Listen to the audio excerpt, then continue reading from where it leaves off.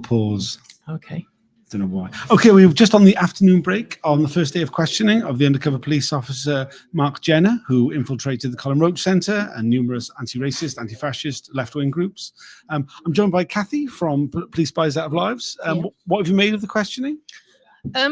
Well, we came in this morning feeling somewhat naively optimistic, hoping that after last week's appeals from Alison and Mark's ex-wife that maybe the truth would unfold, but it's clear that there's a line being towed and a position being protected. And with what he's just said, that was interesting. Yeah, we just heard there was just a reference to a planned Easter Rising, the Irish Republican Easter Rising, 80th anniversary march that was being organised by people from the Colin Roach Centre. And the report said that it was in the aftermath of a recent provisional IRA bombing, which had killed 2 people. And he claimed that there was people in the Colin Roach Centre who had celebrated this, were excited by it. And he said, why was that? Oh, well, some people, they're just puerile, they're just childish. Alison, for example, she was excited by it, which grew a lot of shocks from the public gallery. I mean, it's highly unlikely that Alison. It's completely unlikely. I've known Alison for a very, very, very long time. She's an incredibly good friend, and this is just not who she is. She's a humane, caring, empathetic person. So, but if you're maintaining that position, you're going to have to provide some justification for having spied on someone and been involved in their personal life for 5 years. I mean, it's interesting that he makes the justification now, today, but at the time he didn't report on her at all. So, I mean, if when he talks about in the report about the fact that there are people who are excited by that, he doesn't mention her. He doesn't report on her. He never reports on her. None of the stuff we've seen. I mean, we'll have to see what tomorrow brings. But no, she's not mentioned anywhere. He's mentioning her on the odd occasion today to say she was there and here or wherever. But no, completely neglected from all official reports because really there was nothing to report on. Yeah, I mean, we've seen quite a lot of his reports over the last little while. A lot of stuff about meetings, about the affiliation of Colin Roach Centre with Anti-Fascist Action, with the Independent Working Class Association, about his attendance at Trevor Monville memorial events. But I was quite shocked that in one of his reports, he said it was alleged that Trevor Monville was killed at the hands of the police. It turns out he didn't know anything about the story of how Trevor Monville was killed, a campaign he reported on. I mean, it just reminds me of the insensitivity of these undercover cops. It was like as if he was finding out details as we were in the hearing just now. Oh, yeah, how did he die? Oh, right. I mean, we heard it this morning where he claimed that Dwayne Brooks, was he the guy who was with Stephen Lawrence when he died? I mean, it's not credible that he doesn't know these things. No, and what's been clear today is there's an awful lot of I don't recall, an awful lot of I don't remember, and then about a lot of bits that suit. There's an awful lot of detail, and an awful lot of recall, and an awful lot of remembering. But yes, there's an awful lot of blame on other people, particularly Mark Metcalf. Yes, yeah. I mean, essentially, he puts down any factual inaccuracies that exist in his reporting, and there are a great deal. Oh, well, that's what Mark Metcalf told me, so I just reported it verbatim. Now, he's already said he knew that Mark Metcalf would exaggerate, but that doesn't appear to have affected his reporting. He still just puts exactly whatever Mark Metcalf tells him, he claims, in his reports. Yeah, and also another consistent theme is well, this was written in the report. Oh, well, I wasn't responsible for writing the report. I just provided them with the raw information. They wrote what they wanted, which seems a bit of a sort of a get-out clause as well. Yeah, I mean, it's interesting. Again, that's when it suits him. When it's a detail that he doesn't want to stand behind, then he says that. When it's something he does stand behind, that doesn't appear to be a problem at all. We saw a bunch of his reporting about some named individuals. One of them was Steve Headley.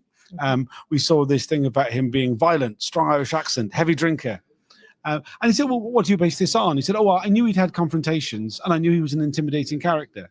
I said, have you got any specific examples of violent acts that Steve Headley had carried out? And he didn't. No, it seems as if those descriptors were being put in there in order to target him. And I saw well, I watched his evidence last week, Steve's evidence last week, and he addressed this too. And, you know, he said, apart from the fact that I've got a sort of a really strong accent, which a lot of people from Ireland have, I'm none of those things really. So, yeah, it's sort of... well, I mean, he did confess he was a heavy drinker at the time.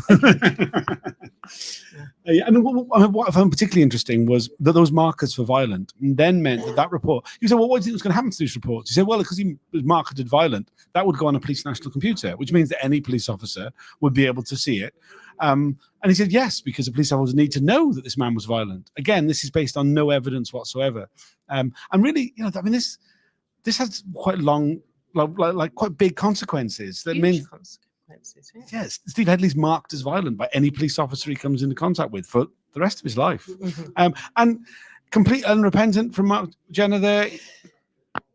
Well, you know, there's, you know, I'm slightly different to a lot of the people that you have talking here, because I've come in to support, you know, the campaign because I'm such a good friend. And so the friends that knew him, you know, we were socializing with him. We've been questioning amongst ourselves, who is this person? Who could do something like this? And I suppose sitting on the stand there, being really detached, and is part of what enabled him to do that in the first place. And all of them, and, you know, the whole operation. I mean, you know, whether we'll know the full truth in the long run, you know, we can hope. But what would be nice is an apology somewhere along the line. I don't think we're going to get one. He seems completely unrepentant for anything. I mean, as far as he's concerned, everything that has been put to him about his behaviour was necessary. It was proportionate. It was justified. There hasn't been a scintilla of anything suggesting any sort of regret or apology. No. I mean, he referred to the relationship with Alison as necessary. Yeah, well, that's how we started the day. Yes. Shockingly, yes, having sex with somebody, a member of the public, is something that you have to do in order to be an undercover officer. It's quite wild. I mean, it's funny. I mean, we've seen so many of these undercover officers now. When it's come to sexual relationships, many of them just put their hands up and gone, "Yeah, I shouldn't have done it, but you know, like I'm a man and she liked me, so I just did it, and oh well, there we are. What a bad man I am." None of that. There's been none of that at all. No, and we'll have to see whether there is any apology towards his ex-wife. Obviously, there are children involved with his ex-wife. I mean, you know, it's probably not the place to talk about that, but you know, I mean, it's going to come up. I mean, we haven't had much about the relationship at all. I mean, like he like you say, he does like to pepper in mentions of Alison, and just to throw shade, essentially. Like we had this thing about him going to Sunderland, which we saw the authorization for, that was claimed it was for a meeting, and he's, oh yeah, it was mostly for a football match, but we picked up some papers from Mark Metcalfe's parents' house, and Alison came as well, mind. Alison, well, he's you know, I was surprised by that. We sort of laughed at the back and just gasped at the end as before we've come into the break about saying that she found that amusing or funny. But he's got to justify what he was doing. That's what it seems to be. Yeah. Is there anything you're hoping to hear from him apart from an apology, which I don't think seems very likely? The truth. But it really ultimately, that's, you know, after all these years, the amount of processing, and I mean, obviously being involved with Police Spies Our Lives, I know the stories of many of the women. So it would just be nice to acknowledge the damage that's been done, the pain over the years. Yeah, but it's only a short break. We're going to be going back in a minute. It's only a 10-minute break. So thanks for joining us. We'll be hearing more from Mark Jenner when we go back in. He's also being questioned for the rest of the week. It might even run as far as Thursday. Please join us for the rest of it. Thanks for joining us. Thank you.